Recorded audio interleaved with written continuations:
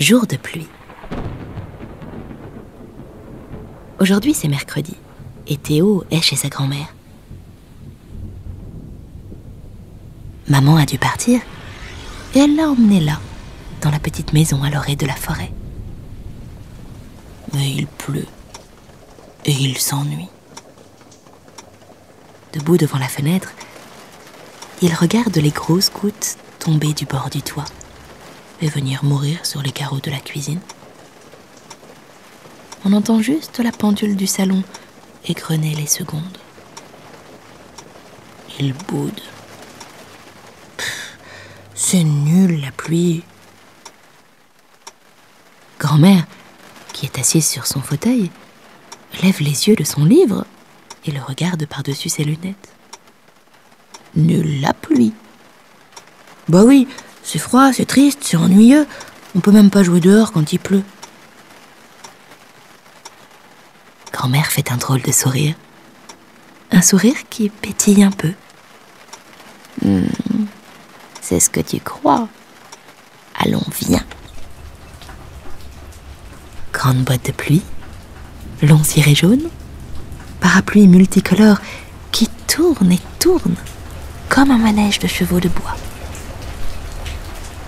Le petit garçon et sa grand-mère quittent le jardin et atteignent la forêt. Il y fait plus sombre. Il y a dans l'air quelque chose de magique. On dirait qu'il ne fait pas tout à fait jour, pas tout à fait nuit.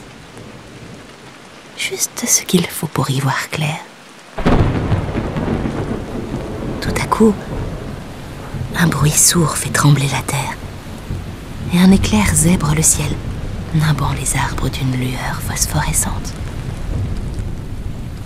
N'aie pas peur, dit grand-mère. La pluie nourrit la terre et abreuve les animaux. Il y en a même qui sont ravis. D'un hochement de tête, elle désigne le chemin. Oh, un escargot, dit le petit garçon en battant des mains. Et il suit des yeux ce drôle de promeneur qui avance tout doucement en agitant ses cornes. Grand-mère lui fait longer la rivière. La terre est un peu molle. Sous les pas, elle s'enfonce un peu. Cela sent bon la terre, l'herbe mouillée et l'odeur du jasmin. Regarde, dit grand-mère avec gourmandise, en voilà. Elle se penche et attrape avec précaution une toute petite baie noire cachée entre les ronces. Cueille-en. Ce sont des mûres, dit grand-mère. C'est avec ça qu'on fait les confitures que tu aimes tant. Mais attention à ne pas te piquer les doigts. L'enfant met une pleine poignée de mûres dans sa bouche. C'est tellement délicieux qu'il en ferme les yeux. Mais tout à coup, il s'immobilise. Il a entendu un bruit dans le buisson. Quelque chose qui remue. Il sent son cœur battre plus fort. Et il chuchote d'une toute petite voix. Grand-mère, je crois qu'il y a un loup. Grand-mère ne dit rien. Elle pose un doigt sur sa bouche et lui fait signe de s'accroupir. Et soudain surgit du talus un lapin gros comme le poing, les moustaches toutes mouillées, qui détale dans les herbes folles. Il pleut toujours. La pluie dégringole sur les feuilles et rebondit sur le parapluie. Sur le fragile auvent de toile, les gouttes jouent une mélodie irrégulière à laquelle se mêlent à présent les rires de Théo et de sa grand-mère. Devant la porte, 2 paires de bottes. Recroquevillé dans le grand fauteuil près de la cheminée, Théo réchauffe ses pieds nus à la chaleur du feu. Pendant que dans la cuisine, grand-mère prépare des crêpes pour le goûter. Au fond de la boîte à chaussures que grand-mère lui a donnée, il a rangé les 3 cailloux qu'il a trouvés au bord de la rivière, et dont un, c'est drôle, a la forme d'une grenouille.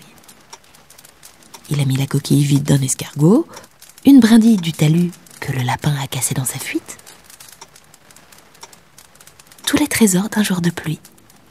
Grand-mère a même promis d'écrire sur une feuille la recette de la confiture.